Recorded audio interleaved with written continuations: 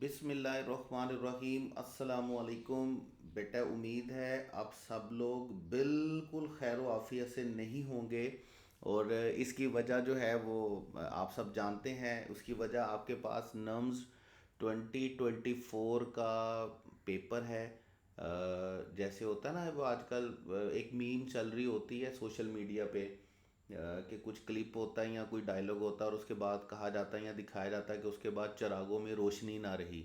तो बहुत सारे बच्चों का पेपर देखने के बाद हालत यही थी कि जैसे चिरागों में फिर यूँ हुआ कि चिरागों में रोशनी ना रही। तो चिरागों में रोशनी बुझ गई है नम्स के बाद। लेकिन ऐसा बिल्कुल भी कतई तौर पर सोचना ठीक नहीं है आपके एमडी कैट के लिए। देखिए, नम्स बिल्कुल एक अलहदा योनर है और एमडी कैट एक बिल्कुल अलहदा योनर है।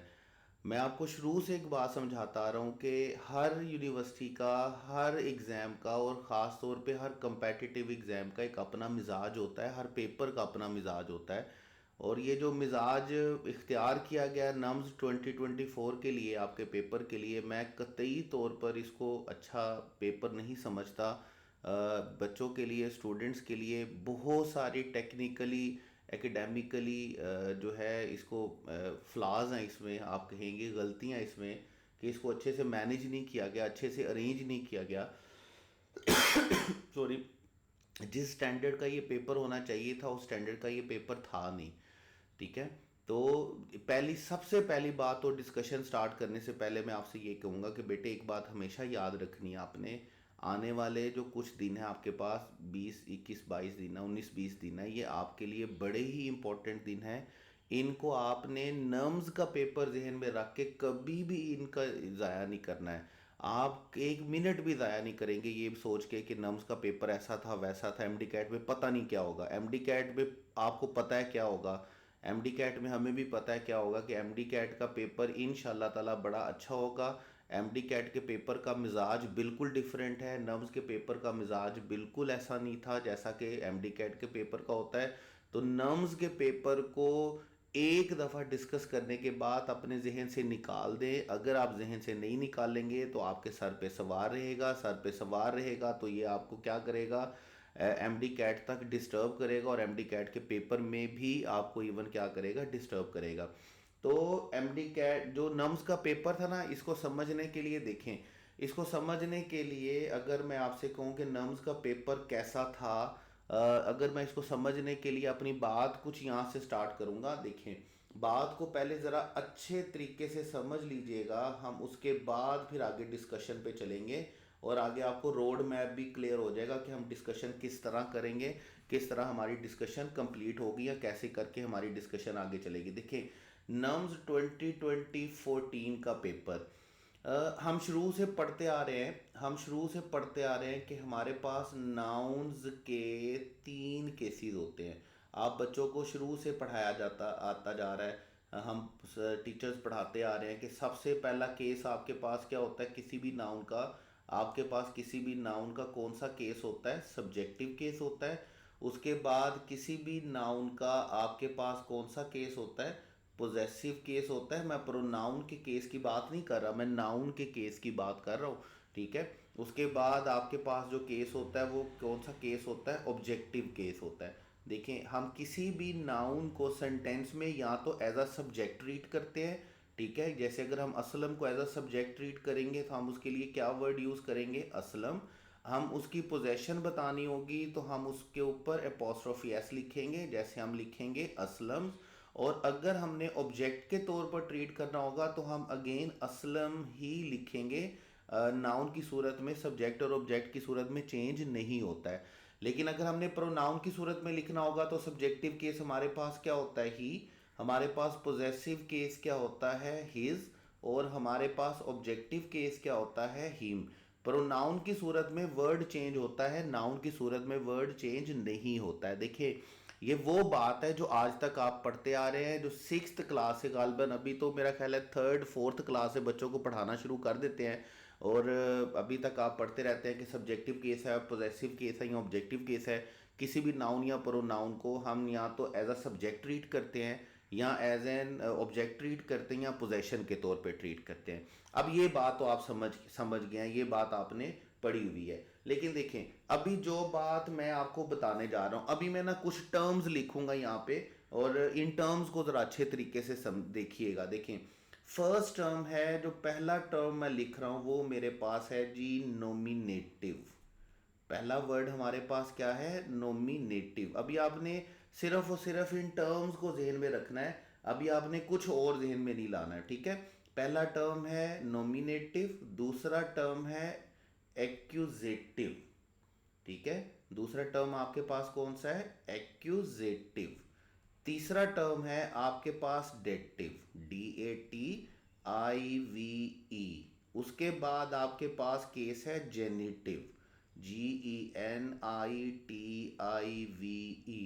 मैं दोबारा बोल रहा हूँ, अभी सिर्फ टर्म पे गौर कीजिएगा, ठीक है। अभी क्या है या क्या नहीं है ये अभी हम इस पे बात करेंगे, ठीक है।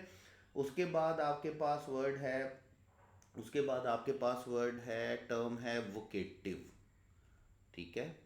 उसके बाद आपके पास वर्ड है इंस्ट्रूमेंटल, ठीक है। क्या वर्ड लिखना है आपने, क्या वर्ड आपके पास, इंस्ट्रूमेंटल। और लास्ट टर्म आपके पास जो है वो हमारे पास है लोकेटिव। देखिए हमने मैंने आपके पास कितनी टर्म्स लिखी हैं, मैंने आपके पास 7 टर्म्स लिखी हैं। नॉमिनेटिव है, एक्यूजेटिव है, डेटिव है, जेनेटिव है, वोकेटिव है, इंस्ट्रूमेंटल है और लोकेटिव है। अब देखें ये जो टर्म्स मैंने आपके पास लिखी है ना, ये एक्चुअल में ग्रामर में नाउन के केसेस हैं। ये ग्रामर में किसके केसेस हैं, नाउन के केसेस हैं। वैसे तो अभी तक आप 3 केसेस पढ़ते आ रहे हैं ना, सब्जेक्टिव केस, ऑब्जेक्टिव केस और पोजेसिव केस। तो बेसिकली क्या होता है, ये जो नाउन के एक्चुअल में जो केसेस होते हैं ना ग्रामर में, वो 7 केसेस होते हैं। उसमें सबसे पहला केस आपके पास कौन सा होता है, नॉमिनेटिव केस। नॉमिनेटिव केस का मतलब क्या है कि ये वही केस है जिसको आप किस नाम से जानते हैं, जिसको आप क्या बोलते हैं, सब्जेक्टिव। जिसमें आप सेंटेंस में किसी भी नाउन को किसके तौर पर यूज करते हैं, सब्जेक्ट के तौर पर यूज करते हैं। अगर आप आसान ग्रामर में बात करेंगे तो हम इसे बोलेंगे ये इसका सब्जेक्टिव केस है। और अगर आप सो कॉल्ड फैंसी ग्रामर की बात करेंगे, एडवांस ग्रामर की बात करेंगे ना, तो आप ये बोलेंगे ये इसका नॉमिनेटिव केस है। बात समझ रहे हैं, मतलब दोनों टर्म्स डिफरेंट नहीं है। एक जरा फ्रीक्वेंटली यूज किया जाने वाला टर्म है और एक थोड़ा लो फ्रीक्वेंसी वर्ड है। हाई फ्रीक्वेंसी वर्ड क्या है, सब्जेक्टिव। हाई फ्रीक्वेंसी का मतलब जिसका इस्तेमाल ज्यादा हो रहा है, और जो लो फ्रीक्वेंसी वर्ड है जिसका इस्तेमाल कम हो रहा है वो हमारे पास क्या है, नॉमिनेटिव। इसी तरह हमारे पास वर्ड है एक्यूजेटिव। एक्यूजेटिव हमारे पास क्या होता है, एक्यूजेटिव हमारे पास क्या होता है, देखिए हम बोलते हैं ऑब्जेक्टिव केस। अब सेंटेंस में ऑब्जेक्ट 2 होते हैं हमारे पास। अगर हम सेंटेंस में किसी नाउन को डायरेक्ट ऑब्जेक्ट के तौर पर यूज करते हैं ना, तो डायरेक्ट ऑब्जेक्ट के तौर पर अगर हम उसे यूज करेंगे तो हम उसे क्या बोलेंगे, ये उसका कौन सा केस है, एक्यूजेटिव केस। और अगर हम किसी नाउन को इनडायरेक्ट ऑब्जेक्ट के तौर पर यूज करेंगे ना, तो देन हम उसे क्या बोलेंगे, ये क्या है, डेटिव केस है। अभी हम आगे ट्रांजिटिव पढ़ेंगे तो उसमें हम डायरेक्ट इनडायरेक्ट ऑब्जेक्ट की बात भी करेंगे, ताकि ये बात और ज़्यादा क्लियर हो जाए, क्योंकि इन दोनों के बारे में बात किए बगैर हमारा ट्रांजिटिव वर्ब कंप्लीट होगा नहीं, जैसे आपके पेपर में आया। अच्छा, नॉमिनेटिव का मतलब क्या होता है कि जब भी हम किसी नाउन को सेंटेंस में किसके तौर पर ट्रीट करते हैं, एज अ सब्जेक्ट ट्रीट करते हैं, ठीक है। एक्यूजेटिव का मतलब आपके पास क्या होता है कि जब भी हम किसी नाउन को सेंटेंस में डायरेक्ट ऑब्जेक्ट के तौर पर लिखते हैं, इनडायरेक्ट ऑब्जेक्ट के तौर पर लिखेंगे तो क्या बोलेंगे, डेटिव। तो टेक्निकली ये जो दोनों टर्म्स हैं, ये दोनों टर्म्स बोली जाती हैं जिसको हम बोलते हैं जी ऑब्जेक्टिव केस। ऑब्जेक्टिव केस मतलब ऑब्जेक्ट के तौर पर यूज करना। अब अगर मैं लो फ्रीक्वेंसी की बात करूंगा तो लो फ्रीक्वेंसी में क्या है, एक्यूजेटिव है या डेटिव है। और अगर मैं हाई फ्रीक्वेंसी में बात करूंगा, जो वर्ड ज्यादा यूज किया जाता है इनके लिए, वो कौन सा वर्ड है, ऑब्जेक्टिव वर्ड है, जो हम ज्यादा पढ़ते आ रहे हैं। इसी तरह आपके पास वर्ड है जेनिटिव, और जेनिटिव वही वर्ड है जिसको आप किस नाम से जानते हैं, जिसको आप बेटे जानते हैं पोजेसिव के नाम से। जिसको आप किसके नाम से जानते हैं, पोजेसिव के नाम से। मतलब जब भी आपने किसी भी नाउन पर किसी दूसरे नाउन की पोजेशन शो करनी होती है ना, तो पोजेशन शो करने के लिए आप उसके लिए कौन सा वर्ड यूज करते हैं? आप उसके लिए कौन सा केस यूज करते हैं? जेनेटिव केस यूज करते हैं। इसी तरह जैसे अभी हमारे पास मोस्ट जो कॉमनली यूज किए जाने वाले वर्ड्स हैं वो कौन से हैं? सब्जेक्टिव, ऑब्जेक्टिव और पोजेसिव। लेकिन अगर मैं लो फ्रीक्वेंसी की बात करूंगा तो कौन से वर्ड्स हैं हमारे पास? नॉमिनेटिव है, अक्यूजेटिव है, डेटिव है और जेनेटिव है। इसी तरह आपके पास वर्ड है इसी तरह आपके पास वर्ड है वोकेटिव। वोकेटिव क्या होता है कि जब भी आपने किसी को एड्रेस करना होता है, सेंटेंस में किसी को मुखातिब करना होता है, तो देन हम उसके लिए कौन सा वर्ड उसको उसके लिए कौन सा केस यूज करते हैं? वोकेटिव केस यूज करते हैं। अभी हम इन सब की एग्जांपल्स भी लिखेंगे। इसी तरह इंस्ट्रूमेंटल है, जब भी आप किसी भी नाउन को एज एन इंस्ट्रूमेंट यूज करते हैं, ठीक है, किसी भी टूल के तौर पर यूज करते हैं, तो आप उसको क्या बोलते हैं? इंस्ट्रूमेंटल। इसी तरह अगर आप किसी भी नाउन की क्या बताएंगे? लोकेशन बताएंगे, तो देन हम उसे क्या बोलेंगे? लोकेटिव बोलते हैं। जैसे देखें, अभी अगर हम थोड़ी दो तीन एग्जांपल इसकी लिखें, फर्स्ट करें, नॉमिनेटिव केस है हमारे पास, हम बोलते हैं Aslam is doing his work. अब इस सेंटेंस में जो असलम है वो हमारे पास किसके तौर पर यूज हुआ है? सब्जेक्ट के तौर पर। तो अगर हम लो फ्रीक्वेंसी वर्ड यूज करेंगे तो हम क्या बोलेंगे कि ये असलम का कौन सा केस है? नॉमिनेटिव। अगर हम हाई फ्रीक्वेंसी वर्ड बोलेंगे तो कौन सा वर्ड है? सब्जेक्टिव। ठीक है। इसी तरह अगर मैं बोलूंगा कि ही किल्ड असलम, अब इसमें असलम ऑब्जेक्ट के तौर पर यूज हुआ है, ठीक है। इसमें असलम किसके तौर पर यूज हुआ है? ऑब्जेक्ट के तौर पर यूज हुआ है। इसका मतलब ये, और डायरेक्ट ऑब्जेक्ट के तौर पर यूज हुआ है, इसलिए असलम का कौन सा केस होगा? एक्यूजेटिव केस होगा, ठीक है। जैसे मैं बोलता हूं he gave a parcel to Aslam. अब इसमें असलम ऑब्जेक्ट के तौर पर तो यूज हुआ है, लेकिन इनडायरेक्ट ऑब्जेक्ट के तौर पर यूज हुआ है। डायरेक्ट ऑब्जेक्ट हमारे पास क्या है? पार्सल। यानी कि देखें, हमारा एक्शन क्या टेक प्लेस हुआ? गेव। अब गेव जो है वो पहले किस पर पास ऑन हुआ है? पार्सल पे। और पार्सल के बाद किस पे पास ऑन हुआ है? असलम पे। तो जिस पे पहले पास ऑन होता है ना, वो हमारे पास क्या होता है? Direct object. और जिस पे बाद में होता है वो क्या होता है? Indirect object. जैसे इस सेंटेंस में पार्सल हमारे पास क्या है? नाउन का एक्यूजेटिव केस है, और असलम इसका क्या केस है? डेटिव केस है, यानी कि इनडायरेक्ट ऑब्जेक्ट है हमारे पास, ठीक है। अब देखिए, सेंटेंस वन में असलम क्या है? नॉमिनेटिव केस है। सेंटेंस टू में असलम क्या है? एक्यूजेटिव केस है। सेंटेंस थ्री में असलम क्या है? डेटिव केस है। इसी तरह अगर मैं बोलता हूं दिस इज असलम्स बुक। अब अगर मैं बोलता हूं कि ये असलम की किताब है, अब असलम्स बुक का मतलब मैं असलम की क्या बता रहा हूं? किताब के ऊपर पोजेशन बता रहा हूं। तो ये असलम का कौन सा केस होगा? जेनेटिव केस, जिसको हम किसके नाम से जानते हैं? पोजेसिव केस के नाम से जानते हैं। इसी तरह अगर हम किसी को एड्रेस करते हैं, जैसे फर्ज करें मैं सेंटेंस लिखता हूं असलम, और असलम के बाद मैं लिखूंगा comma, Aslam where are you going. अभी मैं इस सेंटेंस में हम क्या बोल रहे हैं? हम असलम को मुखातिब कर रहे हैं कि असलम आप कहाँ जा रहे हैं। अब असलम आप कहाँ जा रहे हैं, इसमें हम असलम को क्या कर रहे हैं? मुखातिब कर रहे हैं। असलम एक्शन नहीं है सेंटेंस में, ठीक है, सब्जेक्ट नहीं है सेंटेंस में, हम असलम को मुखातिब कर रहे हैं। तो असलम का ये कौन सा केस होगा? वोकेटिव केस होगा। बात समझ रहे हैं? तो जब भी हम सेंटेंस में किसी को मुखातिब करेंगे तो वो उस नाउन का कौन सा केस होगा? वोकेटिव केस होगा। इसी तरह हम बोलते हैं he killed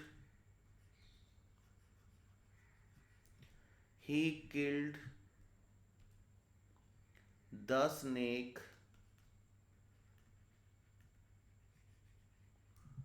with a stick. अब इस सेंटेंस में मैंने जो ये स्टिक का वर्ड लिखा है, ये मैंने स्टिक टेक्निकली क्या है कि स्टिक टेक्निकली क्या है? एक नाउन है, लेकिन मैंने यहाँ पर इस नाउन को किसके तौर पर यूज किया है? एक टूल के तौर पर यूज किया है। तो मैं इसको क्या बोलूंगा कि जी ये इस नाउन का कौन सा केस है, इंस्ट्रूमेंटल केस है, ठीक है। इसी तरह हमारे पास लोकेशन है, जैसे हम सेंटेंस बोलते हैं the sun rises in the east, the sun sets in the west, ठीक है। अब ये जो इन द वेस्ट है, ये हम असल में क्या बता रहे हैं, किसी नाउन की क्या बता रहे हैं, लोकेशन बता रहे हैं। तो टेक्निकली ये कौन सा केस होगा, इसका लोकेटिव केस होगा। अब ये पूरी बात करने का मतलब क्या है, देखिए ये पूरी बात करने का मतलब बेटे ये है कि ये अभी हमने जितनी बात की है ना, ये फंक्शनल ग्रामर है। ये कौन सी ग्रामर है हमारे पास, फंक्शनल ग्रामर। और फंक्शनल ग्रामर को आप याद रखिएगा, हम कन्वेंशनल या ट्रेडिशनल ग्रामर भी बोलते हैं।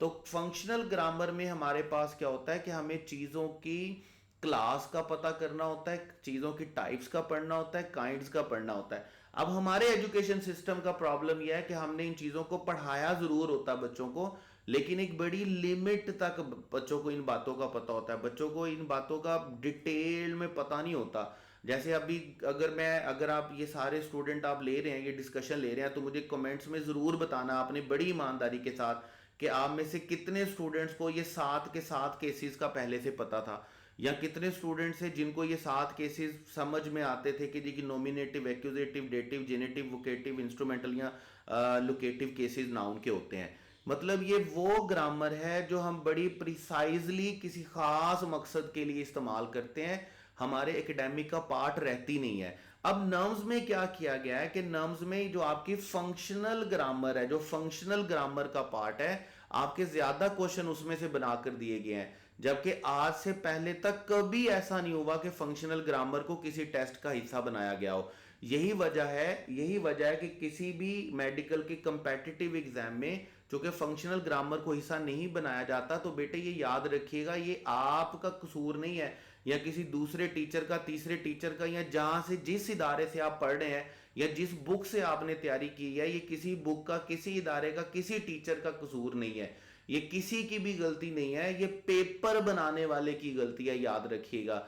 पेपर बनाने वाले ने सारे के सारे क्वेश्चन फंक्शनल ग्रामर में से उठाए, और फंक्शनल ग्रामर में से भी उस ग्रामर में से उठाए हैं जो लो फ्रीक्वेंसी टर्म्स हैं, जो लो फ्रीक्वेंसी टर्म्स हैं, जो ज्यादातर इस्तेमाल होती नहीं है, जो ज्यादातर यूज नहीं की जाती। जैसे फर्ज करें अगर मैं नियत करके बैठ जाऊं, मैं तहिया कर लूं इस बात का कि मैंने बच्चों के क्वेश्चन गलत करवाने हैं, और मैं आपसे एक क्वेश्चन सेंटेंस लिख कर मैं आपसे बोलूं कि मुझे बताइएगा जी कि ये एक्यूजेटिव केस है, डेटिव केस है, जेनेटिव केस है या वोकेटिव केस है।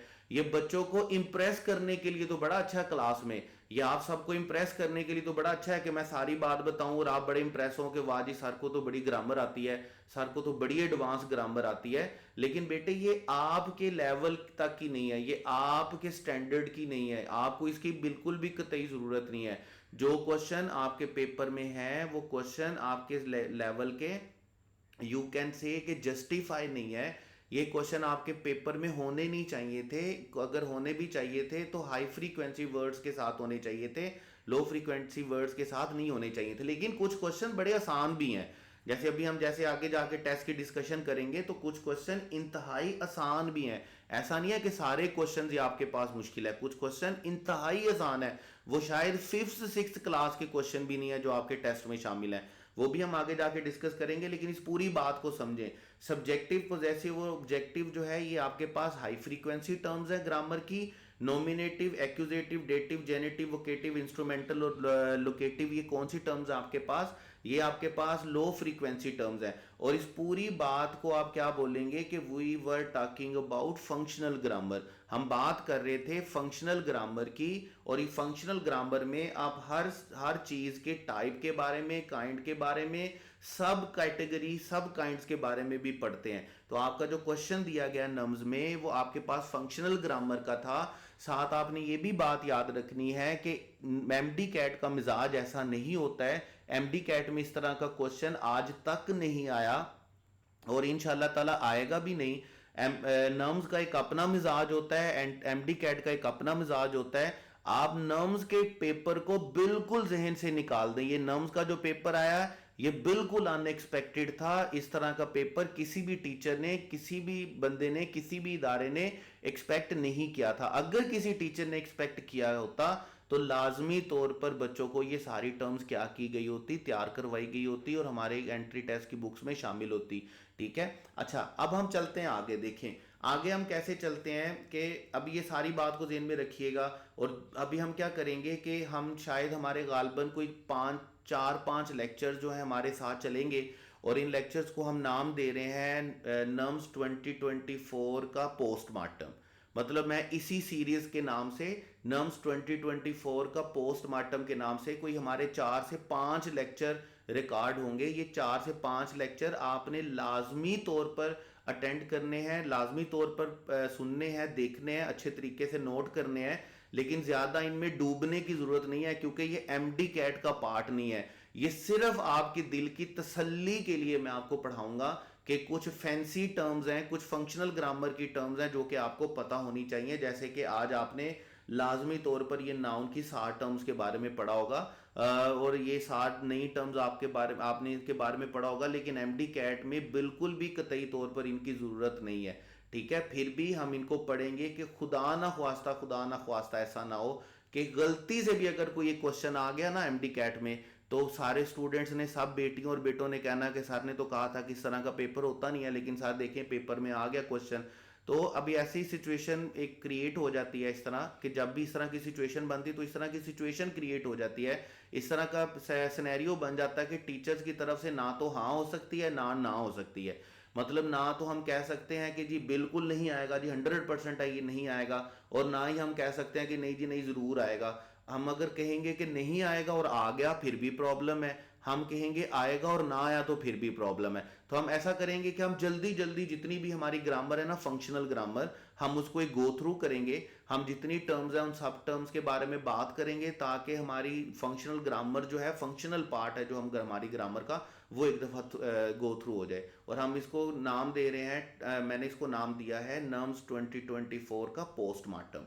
ठीक हो गया। तो ये था हमारे पास नाउन के बारे में। तो आगे हम चलते हैं। आगे हम अगर चलेंगे तो देखें, सबसे पहले तो हम ये देखेंगे,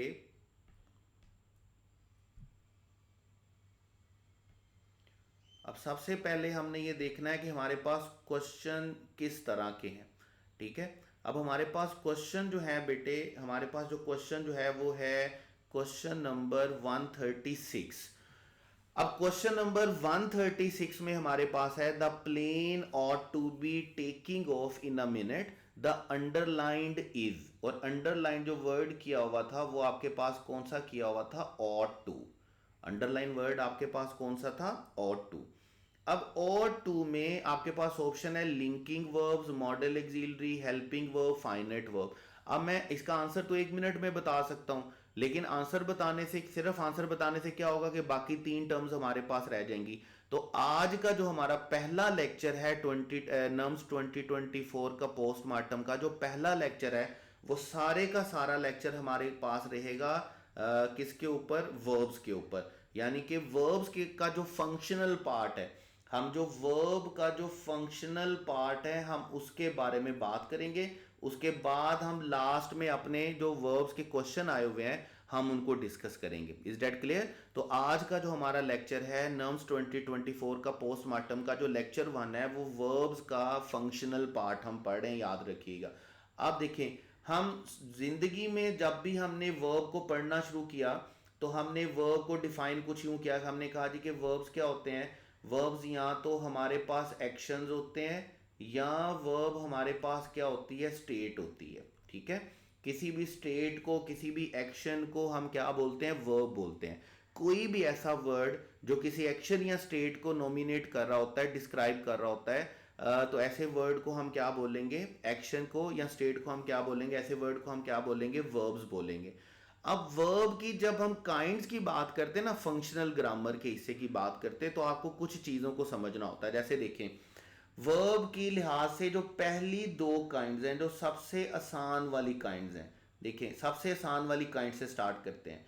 पहली तरह का वर्ब हमारे पास होता है जिसको हम बोलते हैं रेगुलर वर्ब, और इसी के साथ दूसरा वर्ब हमारे पास होता है जिसको हम क्या बोलते हैं बेटे, इर्रेगुलर वर्ब। अब देखें, ये जो रेगुलर वर्ब और इर्रेगुलर वर्ब है ना, ये जो रेगुलर वर्ब और इर्रेगुलर वर्ब है, ये नाउन वर्ब को डिवाइड किया जाता है दो ग्रुप में, किस वजह से? फॉर्म ऑफ वर्ब की वजह से। किसकी वजह से किया जाता है? फॉर्म ऑफ वर्ब की वजह से। यानी कि फॉर्म ऑफ वर्ब की वजह से दो काइंड जो पहली बनाई जाती हैं वो हमारे पास कौन सी हैं? रेगुलर वर्ब है और कौन सा वर्ब है? इररेगुलर वर्ब है। बड़ा आसान है, देखें हम हमारे पास कुछ वर्ब ऐसे होते हैं जिनकी सेकंड और थर्ड फॉर्म ईडी लगाने से बन जाती है। अगर ईडी लगाने से अगर ईडी लगाने से सेकंड और थर्ड फॉर्म बन जाती है तो हम उसे क्या बोलेंगे? Regular verb. और अगर ईडी लगाने से सेकंड और थर्ड फॉर्म नहीं बनती है, ठीक है, सेकंड और थर्ड फॉर्म नहीं बनती है, तो हम उसे क्या बोलेंगे? Irregular verb. जैसे देखिए बड़े आसान है, आप बहुत सारे वर्ब को जानते हैं। जैसे फर्स्ट करें अब्यूज है, तो अब्यूज की सेकंड फॉर्म हमारे पास क्या होती है? अब्यूज्ड। और थर्ड फॉर्म भी हमारे पास क्या होती है? अब्यूज्ड। ठीक है, हम सिर्फ ई डी का एडिशन करेंगे और हमारे पास सेकंड और थर्ड फॉर्म बन जाती है। इसी तरह हमारे पास वर्ड है अटैक। हमारे पास कौन सा वर्ड है? अटैक। हमारे पास वर्ब है अटैक। अब अटैक की सेकंड फॉर्म भी हमारे पास क्या होती है? अटैक्ड होती है।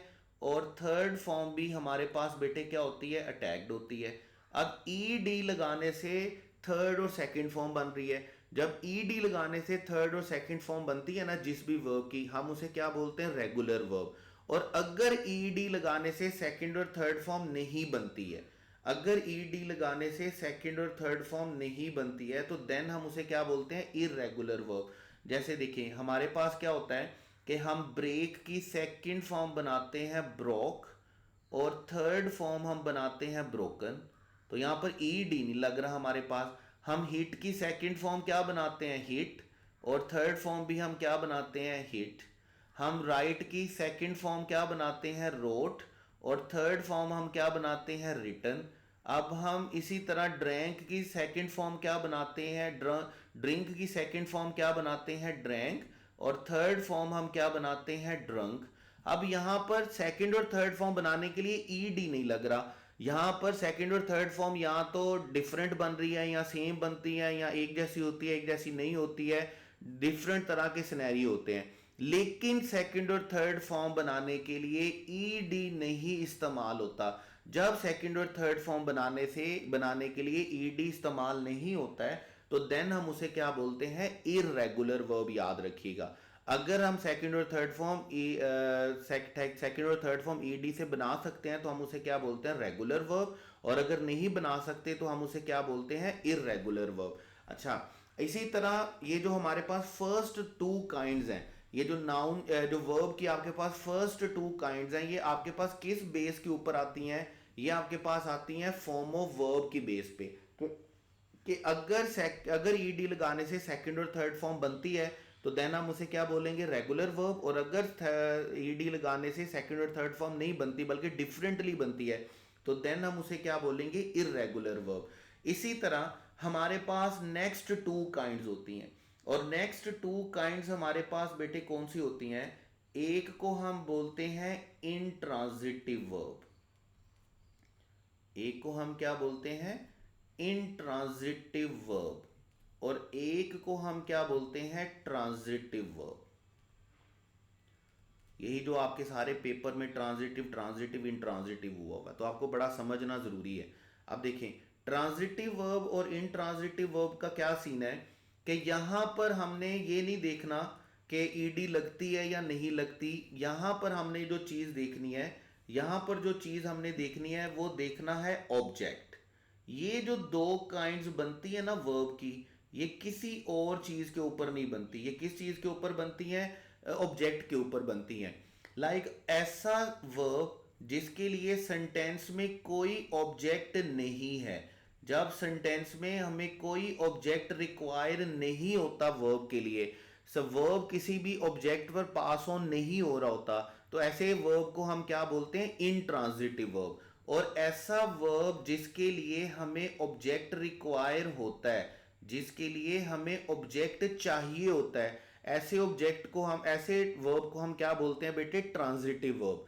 अगर ऑब्जेक्ट नहीं है तो वो क्या होगा, इंट्रांजिटिव। अगर ऑब्जेक्ट है तो वो क्या होगा, ट्रांजिटिव। जैसे देखें, अगर मैं एग्जांपल लिखता हूं, मैं बोलता हूं he is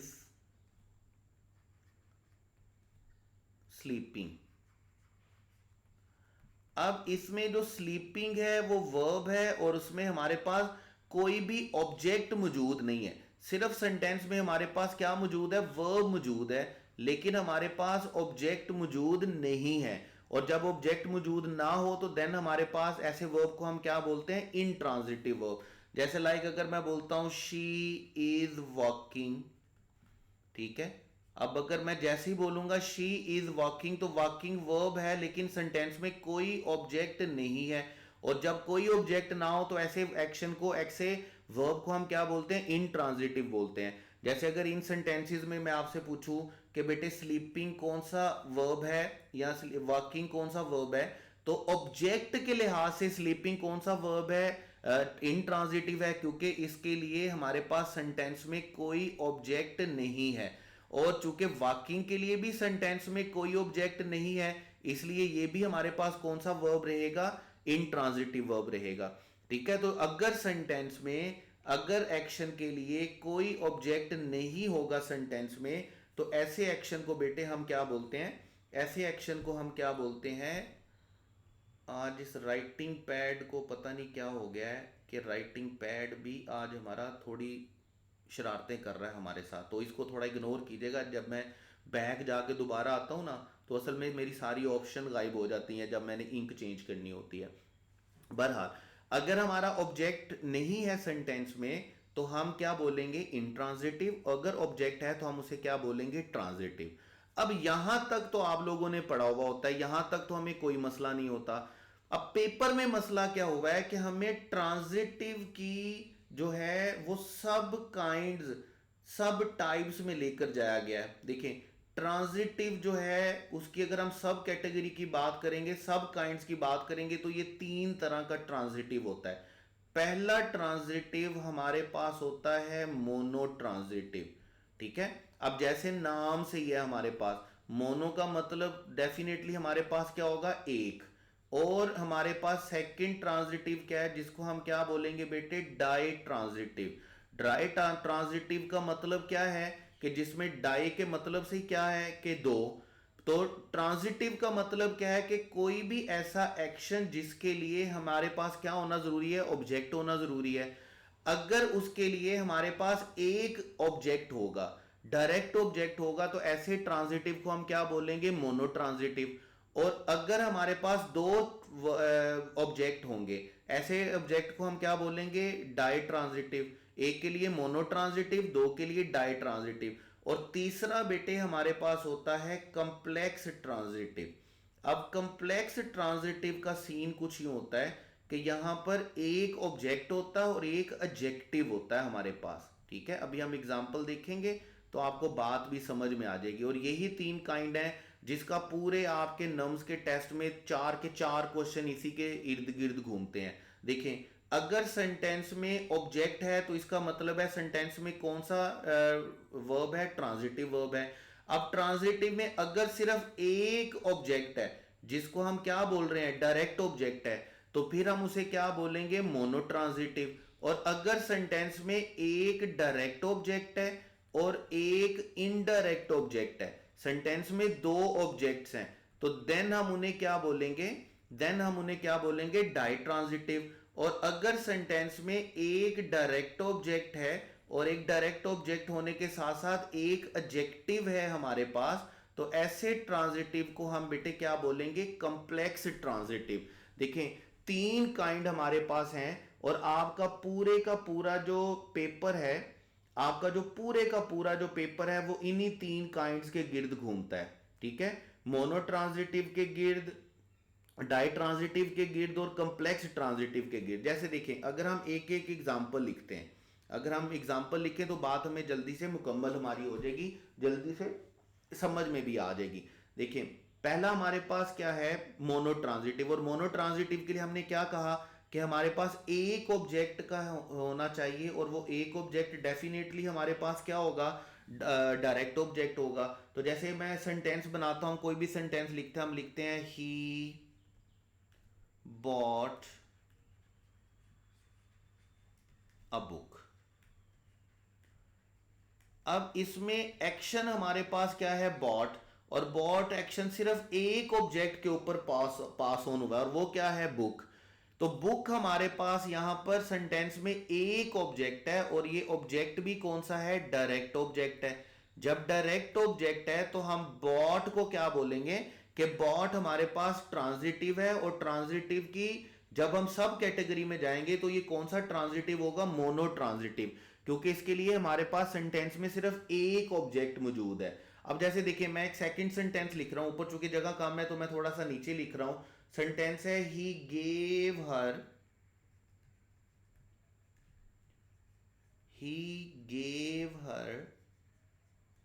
the book.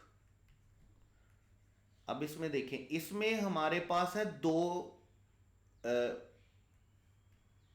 Objects, एक हमारे पास है हर और एक हमारे पास क्या है, द बुक। एक्शन हमारे पास क्या है, एक। अब ये एक्शन इन दोनों पे टेक प्लेस हुआ है, ही गेव द बुक। अब पहले उसके पास बुक थी तो उसने उसको दी, इसका मतलब है कि बुक के ऊपर डायरेक्ट एक्शन पास ऑन हुआ, और बुक के बाद किस पे पास ऑन हुआ, हर के ऊपर। इसका मतलब क्या हुआ कि बुक हमारे पास कौन सा ऑब्जेक्ट रहेगा, बुक हमारे पास रहेगा डायरेक्ट ऑब्जेक्ट, और डायरेक्ट ऑब्जेक्ट होने के साथ साथ हर हमारे पास कौन सा ऑब्जेक्ट बेटे रहेगा, इनडायरेक्ट ऑब्जेक्ट। देखें, अभी हमने नाउन की दो काइंड्स को भी तो पढ़ा, कि दो केसेस को भी तो पढ़ा। हमने क्या कहा, हमने कहा कि जब भी कोई नाउन, जब भी किसी नाउन को हम डायरेक्ट ऑब्जेक्ट के तौर पर यूज करते हैं, डायरेक्ट ऑब्जेक्ट के तौर पर यूज करेंगे तो हम उसे क्या बोलेंगे, एक्यूजेटिव केस। तो एक्चुअल में ये बुक का कौन सा केस है, एक्यूजेटिव केस है। और जब इनडायरेक्ट ऑब्जेक्ट के तौर पर यूज करेंगे तो तब हम उसे बोलते हैं डेटिव केस। तो टेक्निकली ये हर कौन सा केस है, डेटिव केस है। बहरहाल वो बात लंबी चली जाएगी, थोड़ी कम्प्लेक्स चली जाएगी, हम अपने मुद्दे पे रहते हैं कि डाई ट्रांजिटिव हम किसको बोलते हैं, जिसमें एक ऑब्जेक्ट हमारे पास क्या होता है, डायरेक्ट, और एक ऑब्जेक्ट हमारे पास क्या होता है, इनडायरेक्ट। देखें, डायरेक्ट ऑब्जेक्ट वो होता है जिसके ऊपर डायरेक्टली सबसे पहले एक्शन पास ऑन होता है, ठीक है। और जो हमारे पास इनडायरेक्ट ऑब्जेक्ट होता है, इनडायरेक्ट ऑब्जेक्ट में हमारे पास क्या होता है कि सेकेंडली एक्शन पास ऑन होता है। जैसे यहां पर बुक के ऊपर पहले एक्शन पास ऑन हुआ, बुक के बाद हर के ऊपर हुआ। तो बुक कौन सा ना, बुक का कौन सा ऑब्जेक्ट होगा, डायरेक्ट ऑब्जेक्ट होगा, और हर कौन सा ऑब्जेक्ट होगा, इनडायरेक्ट ऑब्जेक्ट होगा। तो इस सेंटेंस में ये जो बुक गेव है, इसके लिए हमारे पास दो ऑब्जेक्ट मौजूद हैं। ऑब्जेक्ट वन क्या है, बुक, और ऑब्जेक्ट टू क्या है, हमारे पास गेव। तो इस वर्ब को इस सेंटेंस में हम क्या बोलेंगे, डाई ट्रांजिटिव वर्ब। अगर सेंटेंस में एक ऑब्जेक्ट मौजूद होगा तो हम उसे बोलेंगे मोनोट्रांजिटिव। अगर सेंटेंस में दो ऑब्जेक्ट होंगे और दो ऑब्जेक्ट में से भी एक ऑब्जेक्ट डायरेक्ट होगा, एक इनडायरेक्ट होगा, तो हम उसे क्या बोलेंगे, डाई ट्रांजिटिव। जैसे अगर हम एक और एग्जांपल बोल लिख लेते हैं ताकि बात और ज्यादा क्लियर हो जाए। लाइक अगर मैं सेंटेंस लिखता हूं, I am lending him, I am lending him the book. मैं उसे किताब क्या कर रहा हूं, उधार दे रहा हूं, ठीक है। अब देखें, इसमें एक्शन क्या टेक प्लेस हो रहा है, लैंडिंग। अब मेरे पास किताब थी तो मैंने उसको दी, इसका मतलब मेरा एक्शन पहले किस पे पास ऑन हुआ, बुक पे, और बुक के बाद किस पे पास ऑन हुआ, हिम पे। तो यहां पर बुक हमारे पास कौन सा नाउन होगा, डायरेक्ट ऑब्जेक्ट होगा। नाउन मैं बोल गया गलती से, बुक कौन सा ऑब्जेक्ट होगा, डायरेक्ट ऑब्जेक्ट होगा, और हिम कौन सा ऑब्जेक्ट होगा, इनडायरेक्ट ऑब्जेक्ट होगा। लेकिन हमारे पास सेंटेंस में लैंडिंग के लिए कितने ऑब्जेक्ट मौजूद हैं, दो ऑब्जेक्ट मौजूद हैं, एक डायरेक्ट ऑब्जेक्ट है, इनडायरेक्ट ऑब्जेक्ट है। तो जब हमारे पास सेंटेंस में किसी भी एक्शन के लिए दो ऑब्जेक्ट मौजूद होते हैं तो ऐसे सेंटेंस को हम क्या बोलते हैं बेटे, ऐसे सेंटेंस में ऐसे वर्ब को हम क्या बोलते हैं, डायरेक्ट ट्रांजिटिव वर्ब बोलते हैं, याद रखिएगा। अब डायरेक्ट ट्रांजिटिव वर्ब का मतलब हमारे पास क्या है कि डाई ट्रांजिटिव वर्ब का मतलब जिसमें हमारे पास कितने ऑब्जेक्ट मौजूद होंगे, दो ऑब्जेक्ट मौजूद होंगे। एक ऑब्जेक्ट मौजूद होगा तो मोनो ट्रांजिटिव, दो ऑब्जेक्ट मौजूद होंगे तो डाई ट्रांजिटिव। अब हम आते हैं तीसरी बात पर। तीसरी बात यह है कि जिसमें हमारे पास एक ऑब्जेक्ट मौजूद होता है और एक ऑब्जेक्ट के साथ हमारे पास एक एडजेक्टिव मौजूद होता है। जैसे देखिए मैं सेंटेंस बोलता हूं, ही फाउंड द बुक। अब अगर मैं यहां तक इस सेंटेंस को छोड़ देता हूं, ही फाउंड द बुक, तो इस सेंटेंस में तो सिर्फ एक ऑब्जेक्ट मौजूद है और ये सेंटेंस, तो फिर हम इस फाउंड को क्या बोलेंगे, मोनोट्रांजिटिव। लेकिन मैं इस सेंटेंस को मुकम्मल कर रहा हूं, he found the book interesting, full stop. अब हमारे पास दो ऑब्जेक्ट हैं लेकिन दो ऑब्जेक्ट्स नहीं है। एक हमारे पास ऑब्जेक्ट है द बुक और एक ऑब्जेक्ट उसका मॉडिफायर टाइप है जिसको हम क्या बोलते हैं, interesting. He found the book interesting. अब फाउंड जो है वो इंटरेस्टिंग के साथ भी रिलेटेड है, फाउंड बुक के साथ भी रिलेटेड है, इंटरेस्टिंग बुक के साथ भी रिलेटेड है। एक हमारे पास ऑब्जेक्ट मौजूद है और एक हमारे पास क्या मौजूद है, एडजेक्टिव मौजूद है। जब हमारे पास एक ऑब्जेक्ट होगा और एक एडजेक्टिव होगा तो ऐसी सूरत में हम उसे क्या बोलेंगे, कंप्लेक्स ट्रांजिटिव। अगर एक ऑब्जेक्ट होगा तो क्या होगा, मोनोट्रांजिटिव। अगर दो ऑब्जेक्ट्स होंगे तो क्या होगा, डाइट्रांजिटिव। और अगर हमारे पास एक ऑब्जेक्ट और एक हमारे पास एडजेक्टिव होगा तो देन हम उसे क्या बोलेंगे, कंप्लेक्स ट्रांजिटिव। तो ऑब्जेक्ट की बेस के ऊपर हमारे पास दो काइंड्स होती हैं। ऑब्जेक्ट की बेस के ऊपर हमारे पास दो काइंड्स कौन सी होती हैं, कि जिसको हम क्या बोलते हैं बेटे, इंट्रांजिटिव, और हम क्या बोलते हैं, ट्रांजिटिव। अच्छा, अब मजे की बात यह है कि कुछ वर्ब्स हमारे पास इस तरह के हैं, कुछ वर्ब हमारे पास इस तरह के हैं जो सेंटेंस में ट्रांजिटिव के तौर पर भी आते हैं और इनट्रांजिटिव के तौर पर भी आते हैं। मतलब ऐसा नहीं है कि इंग्लिश में ट्रांजिटिव वर्ब्स अलग हैं और इनट्रांजिटिव वर्ब अलग हैं। कोई वर्ब ट्रांजिटिव के तौर पर भी आ सकता है और कोई इनट्रांजिटिव के तौर पर भी आ सकता है। जैसे देखें, अगर मैं दो सेंटेंसेस लिख रहा हूं, इन दो सेंटेंसेस को जरा गौर से देखिएगा। मैं बोलता हूं द प्लेन, इन दो सेंटेंसेस को जरा टेक्निकली क्रिटिकली देखिएगा। The plane landed, full stop. और हम बोलते हैं द पायलट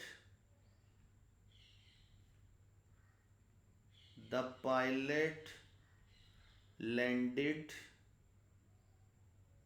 द प्लेन। अब इस सेंटेंस में अगर आप देखेंगे, सेंटेंस वन में तो लैंडेड वर्ब है और सेकंड वाले में भी लैंडेड क्या है, वर्ब है। लेकिन फर्स्ट वाले में लैंडेड के साथ सेंटेंस में कोई ऑब्जेक्ट मौजूद नहीं है, लेकिन सेकंड सेंटेंस में लैंडेड के साथ ऑब्जेक्ट कौन सा मौजूद है, प्लेन। तो ऐसा पहले वाले सेंटेंस में हम इस लैंडेड को, अगर आप मेरे से पूछेंगे कि सर इस वाले सेंटेंस में लैंडेड क्या है, तो चूंकि लैंडेड के साथ कोई ऑब्जेक्ट नहीं है तो टेक्निकली डेफिनेटली मैं इसको क्या बोलूंगा कि ये क्या है, इनट्रांजिटिव वर्ब है। लेकिन सेकंड सेंटेंस में मैं इसको क्या बोलूंगा, क्योंकि ऑब्जेक्ट मौजूद है और तो ये ट्रांजिटिव है, और इसके साथ चूंकि एक ऑब्जेक्ट है तो ये क्या होगा, मोनोट्रांजिटिव। अगर दो ऑब्जेक्ट होते तो ये क्या होता है, डाई ट्रांजिटिव। और अगर एक ऑब्जेक्ट और एक एडजेक्टिव होता तो फिर ये क्या होता, कम्प्लेक्स ट्रांजिटिव। तो असल में ये तीन काइंड्स हैं जिसका आपके सारे पेपर के ऊपर रोल है। अदरवाइज आपके पेपर में कोई मुश्किल नहीं था। देखें, होता ये है कि ट्रांजिटिव इनट्रांजिटिव तक तो बच्चों को बताया जाता है, पढ़ाया जाता है, लेकिन आगे monotransitive, ditransitive, complex transitive, ये थोड़े लो फ्रीक्वेंसी ग्रामर टर्म्स हैं, लो फ्रीक्वेंसी वर्ड्स हैं। प्रॉब्लम यहीं पर क्रिएट हुई जब पेपर में high frequency terms, high frequency words की बजाय फैंसी ग्रामर के लो फ्रीक्वेंसी वर्ड को यूज किया गया। अदरवाइज ये चीजें मुश्किल नहीं है। ट्रांजिटिव का मतलब है ऑब्जेक्ट का होना। एक ऑब्जेक्ट है तो मोनोट्रांजिटिव है, दो ऑब्जेक्ट है तो डाई ट्रांजिटिव है, और एक ऑब्जेक्ट और एक एडजेक्टिव है तो फिर ये क्या है, कम्प्लेक्स ट्रांजिटिव है। सेंटेंस में किसी भी सेंटेंस में कोई भी ऐसा वर्ड जो एक्शन या स्टेट को, किसी भी एक्शन या स्टेट को नोमिनेट करता है, डिस्क्राइब करता है, हम उसको क्या बोलते हैं, वर्ब। और वर्ब की पहली दो काइंड्स हमारे पास किस बेस के ऊपर होती हैं, फॉर्म ऑफ वर्ब की बेस के ऊपर। अगर ईडी लगाने से उसकी सेकंड और थर्ड फॉर्म बनती है तो हम उसे क्या बोलेंगे, रेगुलर वर्ब। और अगर ईडी लगाने से उसकी सेकंड और थर्ड फॉर्म नहीं बनती है तो देन हम उसे क्या बोलेंगे, इररेगुलर वर्ब। अगर सेंटेंस में ऑब्जेक्ट है तो हम उसे क्या बोलेंगे, इंट्रांजिटिव, और अगर सेंटेंस में ऑब्जेक्ट नहीं है तो हम उसे क्या बोलेंगे, ट्रांजिटिव। और ट्रांजिटिव के साथ अगर एक ऑब्जेक्ट है तो क्या बोलेंगे, मोनोट्रांजिटिव, दो ऑब्जेक्ट है तो क्या बोलेंगे, डाई ट्रांजिटिव, और अगर एक ऑब्जेक्ट और एक एडजेक्टिव है तो देन हम उसे क्या बोलेंगे, कॉम्प्लेक्स ट्रांजिटिव। ठीक है, अभी जैसे देखें, अगर इस सेंटेंस में मैं बोलता हूं द प्लेन लैंडेड, अब अगर लैंड का फर्स्ट वर्ब है, ईडी लगाने से सेकंड और थर्ड फॉर्म बन रही है, तो फॉर्म ऑफ वर्ब के हिसाब से ये लैंडेड कौन सा वर्ब है, ये रेगुलर वर्ब है, लेकिन ऑब्जेक्ट के लिहाज से ये क्या है, इनट्रांजिटिव है। सेकंड सेंटेंस में लैंड के साथ ऑब्जेक्ट दिया हुआ है, तो रेगुलर इरेगुलर की बेस के ऊपर अगर हम इसे देखेंगे तो ये रेगुलर है, लेकिन इंट्रांजिटिव की बेस पर हम इसे देखेंगे तो इसके साथ चूंकि ऑब्जेक्ट दिया हुआ है इसलिए ये क्या रहेगा, ट्रांजिटिव। और चूंकि एक ऑब्जेक्ट दिया हुआ है, सिंगल ऑब्जेक्ट दिया हुआ है, तो इसलिए हम इसे क्या बोलेंगे, मोनोट्रांजिटिव। तो ये पूरी बात को याद रखिएगा। तो पहली दो काइंड्स कौन सी हैं, रेगुलर वर्ब, इरेगुलर वर्ब, और उसके बाद दो काइंड्स हमारे पास कौन सी हैं बेटे, ट्रांजिटिव वर्ब और इनट्रांजिटिव। और ट्रांजिटिव में हमारे पास कितनी काइंड्स हैं सब कैटेगरी में, मोनोट्रांजिटिव है, डाई ट्रांजिटिव और क्या है, कंप्लेक्स ट्रांजिटिव। उसके बाद देखें, फिर हमारे पास नेक्स्ट टू काइंड्स होती हैं, और नेक्स्ट टू काइंड्स हमारे पास वर्ब्स की कौन सी है। मैं यहाँ पे वर्ब्स लिख रहा हूं ताकि हमें पता चले रहे कि वर्ब्स हम पढ़ रहे हैं, और ठीक है। और वर्ब्स में हमारे पास नेक्स्ट जो टू काइंड्स आती हैं वो हमारे पास बेटे आती हैं, हम बोलते हैं फाइनेट वर्ब और non finite verb. Finite verb और नॉन फाइनेट वर्ब बड़ी मजे की चीज है, फाइनेट और नॉन फाइनेट। देखें, फाइनेट वर्ब और नॉन फाइनेट वर्ब क्या है, हमारे पास सेंटेंस में होते हैं दो एक्शन। ठीक है, एक वो वर्ब होता है जिसका सब्जेक्ट के साथ रिलेशन होता है, जिसका सब्जेक्ट के साथ अग्री करना जरूरी होता है। वो एक्शन होता है जिसके ऊपर सेंटेंस की वॉइस डिपेंड करती है, जिसके ऊपर सेंटेंस का टेंस डिपेंड करता है कि आपने उसको प्रेजेंट में लिखना है या पास्ट में लिखना है। ऐसे एक्शन को सेंटेंस में जिसके ऊपर सेंटेंस में टेंस डिपेंड करता है, वॉइस डिपेंड करती है, जिसका सब्जेक्ट के साथ अग्री करना जरूरी है, ऐसे एक्शन को हम क्या बोलते हैं, फाइनेट। और जो सेकंड एक्शन होता है जो टेंस या सब्जेक्ट के लिए या वॉइस के लिए नहीं होता, बल्कि उसका सब्जेक्ट के साथ, वॉइस के साथ या टेंस के साथ कोई ताल्लुक नहीं होता, उसको हम क्या बोलते हैं, नॉन फाइनेट। और नॉन फाइनेट को हम दो एक्शंस के साथ लिखते हैं, या तो हम इसको लिखते हैं इन्फिनिटिव के साथ, और इन्फिनिटिव आप जानते हैं, इन्फिनिटिव का मतलब क्या होता है हमारे पास, जब हम लिखते हैं टू प्लस फर्स्ट फॉर्म, या हम उसको लिखते हैं पार्टिसिपल, यानी कि हम उसको कैसे लिखते हैं, आईएनजी की सूरत में। अभी हम एग्जाम्पल लिखेंगे तो आपके लिए बातें मुकम्मल हो जाएगी, आपको बात फौरन समझ में आ जाएगी। ठीक है, जैसे देखें, फर्ज करें मैं एक एग्जाम्पल लिख रहा हूं, मैं बोलता हूं मैं एग्जाम्पल एक लिख रहा हूं, मैं बोलता हूं ही वांटेड टू गो। अब देखें, फर्ज करें मैं आपको सिंपल सी बात बताता हूं, मैं कहता हूं कि यार इस सेंटेंस को अगर मैं प्रेजेंट में चेंज करना चाहता हूं, तो प्रेजेंट में चेंज करने के लिए मैं इस वांटेड को क्या बना दूंगा, वांट्स, लेकिन मुझे टू गो को चेंज करने की जरूरत नहीं है। वैसे टेक्निकली इस सेंटेंस में कितने एक्शन मौजूद हैं, दो मौजूद हैं। पहला क्या है, वांटेड, और दूसरा हमारे पास क्या है, दूसरा हमारे पास है टू गो। ठीक है, अब पहले वाले के ऊपर जो है वो हमारा टेंस भी डिपेंड करता है, हमारी वॉइस भी डिपेंड करती है, और इसका सब्जेक्ट के साथ भी अग्री करना जरूरी है। जैसे मैं वांट्स लिखूंगा ही के साथ, मैं ही के साथ क्या लिखूंगा, वांट्स लिखूंगा, मैं वांट नहीं लिख सकता क्योंकि इसका सब्जेक्ट के साथ अग्री करना जरूरी है, और दूसरे का सब्जेक्ट के साथ कोई ताल्लुक नहीं है, टेंस के साथ कोई ताल्लुक नहीं है, वर्ब के साथ, वॉइस के साथ कोई ताल्लुक नहीं है। तो इसका मतलब क्या है कि मैं पहले वाले कोई सेंटेंस में मैं वांटेड को क्या बोलूंगा, कि वांटेड कौन सा वर्ब है हमारे पास, फाइनेट वर्ब है, और टू गो हमारे पास कौन सा वर्ब है जिसको हम क्या बोलेंगे, नॉन फाइनेट वर्ब। देखें, नॉन फाइनेट वर्ब का मतलब क्या है, जिसका वर्ब के साथ कोई ताल्लुक नहीं है, जिसका सब्जेक्ट के साथ कोई ताल्लुक नहीं है, बल्कि उसने सिर्फ और सिर्फ क्या करना है, उसने अब कंप्लीमेंट के तौर पर यूज होना है। ठीक है, आपको ये देखना है कि टेंस किसके ऊपर डिपेंड करता है। अगर इसको चेंज करने से टेंस डिपेंड करता है तो इसका मतलब ये आपके पास क्या होगा, फाइनाइट। और अगर उसको चेंज करने से टेंस का कोई ताल्लुक नहीं है तो उसको हम क्या बोलेंगे, नॉन फाइनाइट। ठीक है। जब भी हम बोलेंगे, कोई भी सेंटेंस बोलेंगे, तो आपने ये देखना है कि आपका टेंस उसके ऊपर डिपेंडेंट है या नहीं है। जैसे फर्ज करें अगर मैं एक सेंटेंस और लिखता हूं तो बात हमारी और ज्यादा क्लियर और मुकम्मल हो जाएगी। मैं बोलता हूं my parents have decided, my parents have decided to move.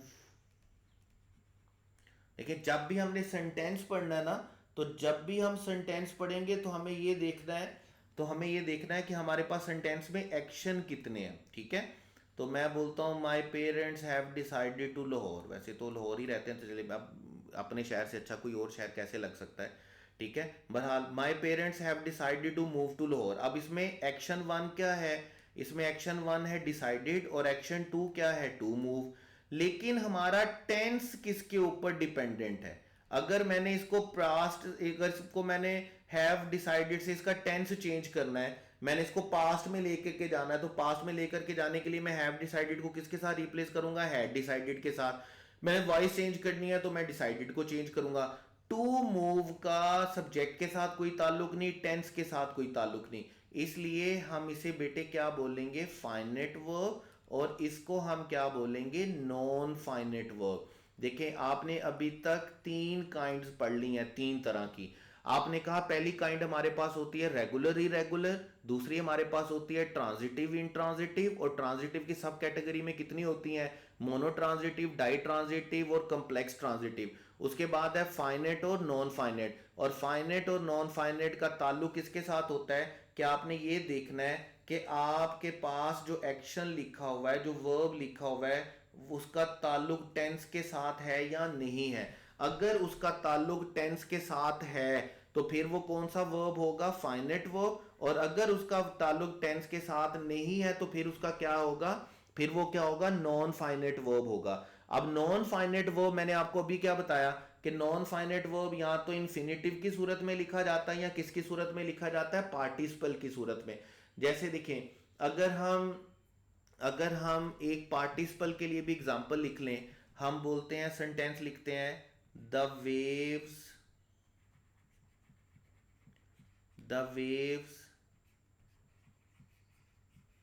kept hitting the rocks। अब देखें इसमें एक्शन वन हमारे पास क्या है, मैंने आपसे कहा ना आज हमारा जो ये राइटिंग पैड है ना, ये भी आज हमारे साथ थोड़ी सी ना नम्स की तरह शरारतें कर रहा है। ठीक है। तो कैप्ट हमारे पास क्या है बेटा, कैप्ट हमारे पास है एक्शन वन, और हिटिंग हमारे पास क्या है, एक्शन टू। ठीक है। अब एक्शन वन का हमारे टेंस का ताल्लुक किसके साथ है, कैप्ट के साथ। लेकिन हिटिंग का हमारे टेंस के साथ या हमारे सब्जेक्ट के साथ कोई ताल्लुक नहीं है। लेकिन वो है किस फॉर्म में, वो आईएनजी पार्टिसिपल फॉर्म में है। तो मैंने आपको कहा ये जो नॉन फाइनेट होता है ना, सेंटेंस में सेकंड एक्शन होता है जिसका टेंस के साथ कोई ताल्लुक नहीं होता, सब्जेक्ट के साथ कोई ताल्लुक नहीं होता। यहाँ तो ये इन्फिनिटिव फॉर्म में लिखा जाता है सेंटेंस में, या हमेशा किस फॉर्म में लिखा जाता है, पार्टिसिपल फॉर्म में लिखा जाता है। ठीक है। और जब आप वर्ब पढ़ते हैं ना तो आप बाकायदा तौर पर, आपको याद होगा कि आप एक मुकम्मल तौर पर एक रूल भी पढ़ते हैं। ठीक है। आपने बड़ी डिटेल के साथ वो रूल भी पढ़ा है जिसको हम बोलते हैं इन्फिनिटिव वर्सेस जेरेंट। अभी हमारे पास क्वार्टर वन की डिस्कशन आएगी ना, तो क्वार्टर वन की डिस्कशन में आप देखिएगा कि आपको ये भी मिल जाएगा, इन्फिनिटिव वर्सेस जेरेंट का रूल भी मिलेगा। बड़ा अच्छा, बड़ा इंपॉर्टेंट रूल है हमारे पास। बहरहाल जो फाइनेट होता है वो या तो इन्फिनिटिव होता है या क्या होता है, पार्टिसिपल होता है। इसका टेंस के साथ कोई ताल्लुक नहीं होता, इसका सब्जेक्ट के साथ कोई ताल्लुक नहीं होता। अब पहली काइंड हमारे पास कौन सी थी, पहली दो काइंड थी रेगुलर वर्ब, इरेगुलर वर्ब, फिर हमारे पास थी ट्रांजिटिव इंट्रांजिटिव, फिर हमारे पास कौन सी है, फाइनेट और नॉन फाइनेट। इसके बाद हमारे पास जो है, जो आपके पेपर में 12 दफा बार बार एक वर्ड आया, मेरी कोशिश ये है कि मैं सारी टर्म्स आपको एक दफा बताऊं ताकि फिर हम आसान आराम सुकून से अपने क्वेश्चंस को क्या करें, डिस्कस कर सकें। देखें, आपके पास एक जो वर्ड आया बार बार, वो वर्ड आपके पास क्या है? वो वर्ड है बेटे आपके पास लिंकिंग वर्ब। ठीक है, आपके पास वर्ब की कौन सी काइंड है जो बार बार आपके पास आई, जिसको आप क्या बोलेंगे? Linking verbs. अब लिंकिंग वर्ब्स को याद रखिएगा, ये लिंकिंग वर्ब्स क्या होते हैं? ये वो वर्ब्स हैं जो आपके सब्जेक्ट को लिंक करते हैं, जो आपके सब्जेक्ट को लिंक करते हैं किसके साथ? आपके सब्जेक्ट को लिंक करते हैं किसी नाउन के साथ, आपके सब्जेक्ट को लिंक करते हैं किसी प्रोनाउन के साथ, आपके सब्जेक्ट को लिंक करते हैं किसी एडजेक्टिव के साथ। ठीक है, इसका इनका काम, ये एक्शन या स्टेट नहीं होते। इनका काम क्या होता है? इन लिंकिंग वर्ब का काम क्या होता है कि ये कनेक्ट करते हैं, और ये कनेक्ट करते हैं आपके सब्जेक्ट को किसके साथ कनेक्ट करते हैं? नाउन के साथ, प्रोनाउन के साथ या एडजेक्टिव के साथ। ठीक है, इनका काम ही जैसे इनका इनके नाम से है लिंक वर्ब, इनका काम ही क्या होता है कि ये लिंकिंग वर्ब के तौर पर काम करते हैं। जैसे अगर हम मैं थोड़े थोड़े से आपको लिंकिंग वर्ब बताऊं या हम उनकी एग्जांपल लिखें, तो जो सबसे फेमस हमारे पास, जो सबसे फ्रीक्वेंसी में यूज किए जाने वाले लिंकिंग वर्ब हैं, वो डेफिनेटली हमारे पास बी फॉर्म है। और बी फॉर्म के बारे में आप जानते हैं, इसकी प्रेजेंट फॉर्म आपके पास कौन सी होती है? इसकी प्रेजेंट फॉर्म आपके पास होती है इज एम आर। इसकी पास्ट फॉर्म आपके पास होती है वाज वर, या इसके दो और शेड जो आप लिखते हैं वो आप या तो बीइंग लिखते हैं या आप क्या लिखते हैं? बीन लिखते हैं। ये सारे के सारे वर्ड सेंटेंस में किसके तौर पर यूज होते हैं? लिंकिंग वर्ब के तौर पर। इसी तरह जो सबसे ज्यादा फ्रीक्वेंसी में यूज किए जाने वाले लिंकिंग वर्ब हैं, इनमें आपके पास वर्ब आता है स्मेल का, इसमें आपके पास वर्ब आता है इसमें आपके पास वर्ब आता है, जितने वर्ब आपको याद होगा, आपने एक रूल पढ़ा था, आपने कहा था कि कुछ वर्ब हमारे पास इस तरह के होते हैं, इस तरह के होते हैं जिनके साथ हम एडवर्ब यूज नहीं करते बल्कि एडजेक्टिव यूज करते हैं। ये सारे के सारे वही उसी तरह के वर्ड्स हैं।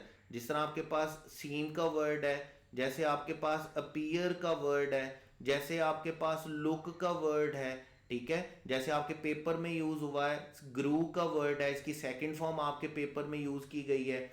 ठीक है, आपके पास टेस्ट का वर्ड है, आपके पास साउंड का वर्ड है। ये सारे के सारे वर्ड्स वो हैं जो सेंटेंस में किसके तौर पर यूज होते हैं? सेंटेंस में यूज होते हैं लिंकिंग वर्ब के तौर पर। इसी तरह आपके पास रिमेन का वर्ड है, आपके पास स्टे का वर्ड है, आपके पास कंटिन्यू का वर्ड है। ये सारे के सारे वर्ड को आप सेंटेंस में किसके तौर पर यूज करते हैं? लिंकिंग वर्ब के तौर पर यूज करते हैं।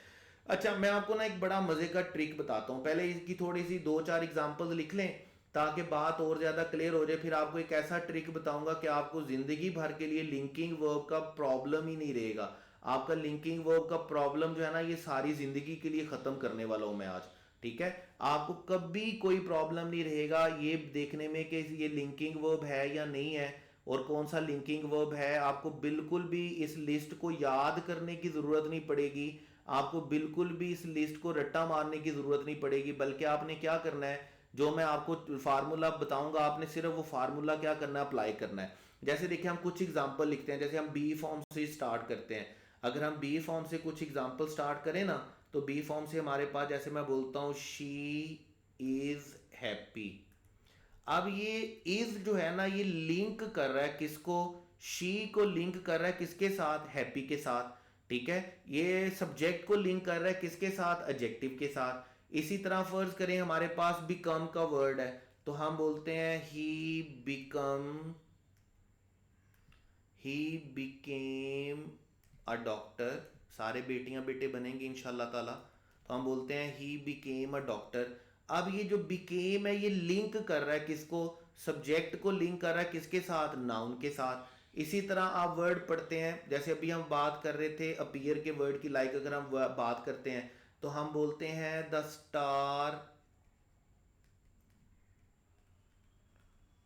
Stars appear bright. अब यहां पर ये जो अपीयर है ये क्या कर रहा है? ये लिंक कर रहा है किसको? स्टार को किसके साथ कर रहा है? ब्राइट के साथ कर रहा है। इसी तरह आपके पेपर के लिए जो क्वेश्चन, पेपर में जो वर्ड आया, मैं अगर उस वर्ड को लिख दूं तो ताकि हमारी फिर पेपर में जो हमारी पेपर की डिस्कशन है वो भी आसान हो जाएगी। जैसे फर्ज करें मैं बोलता हूं द प्लांट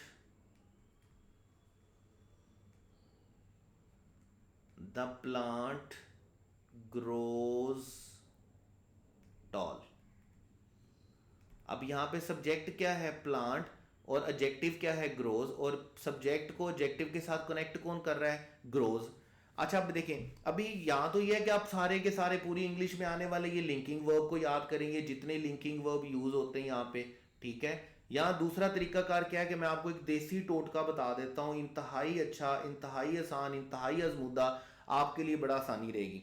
आपने कभी भी सेंटेंस में किसी वर्ब को ये देखना हो कि वो लिंकिंग वर्ब है या नहीं है, तो बेटे आपने उसको इज के साथ रिप्लेस कर देना है। अगर आपका सेंटेंस इज के साथ रिप्लेस करने पर स्टैंड करता है तो इसका मतलब वो लिंकिंग वर्ब है, अदरवाइज वो लिंकिंग वर्ब नहीं है। जैसे फर्ज करें ही बिकेम अ डॉक्टर, मैं बिकेम को निकाल के बोलता हूं ही इज अ डॉक्टर। अब ही इज अ डॉक्टर एक मुकम्मल सेंटेंस है, इसमें कोई किसी तरह की खराबी नहीं है। इसका मतलब यहां पर बिकेम किसके तौर पर फंक्शन कर रहा है, हमारे पास लिंकिंग वर्ब के तौर पे। देखें आसान तरीन तरीका बता रहा हूं, आप जब भी किसी वर्ब को ये देखना चाहें कि वो लिंकिंग वर्ब है या नहीं है, तो आप सब्जेक्ट के अकॉर्डिंगली उसको इज एम आर के साथ रिप्लेस कर लें।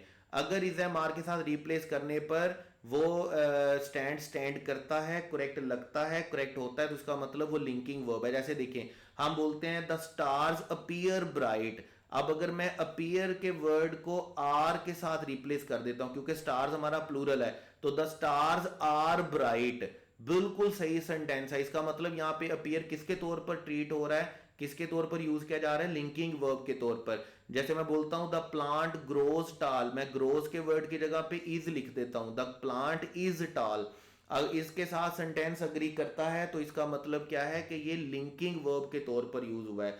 लिंकिंग वर्ब का काम क्या होता है कि किसी भी सब्जेक्ट को उसने लिंक करना होता है किसी नाउन के साथ, किसी प्रोनाउन के साथ, या किसी एडजेक्टिव के साथ। जब वो लिंक करेगा तो हम उसे बोलेंगे लिंकिंग वर्ब। जो मोस्ट फेमस लिंकिंग वर्ब्स हैं वो इज एम आर है, वो वाज वर है, वो बीइंग बीन है, स्मेल है, सीम है, अपीयर है, लुक है। यहाँ के पेपर में आने वाला वर्ड कौन सा है, ग्रो है, टेस्ट है, साउंड है, रिमेन है, स्टे है, कंटिन्यू है।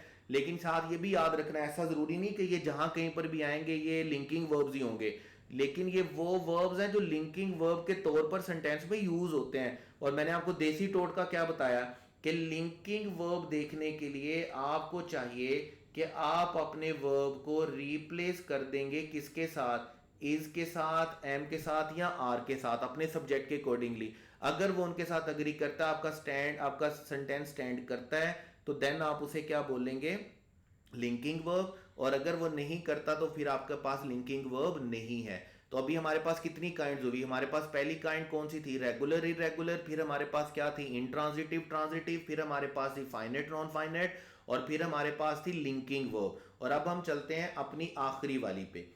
आखिरी वाली में हमारे पास कौन सी है, मैं इसके नीचे लिख रहा हूँ आखिरी वाली, और ताकि फिर हम यहीं सर अपनी टेस्ट की डिस्कशन को भी कंटिन्यू करेंगे। देखें आखिरी वाली हमारे पास कौन सी है कि इंग्लिश में हम बोलते हैं ऑक्सिलरी वर्ब्स, ठीक है।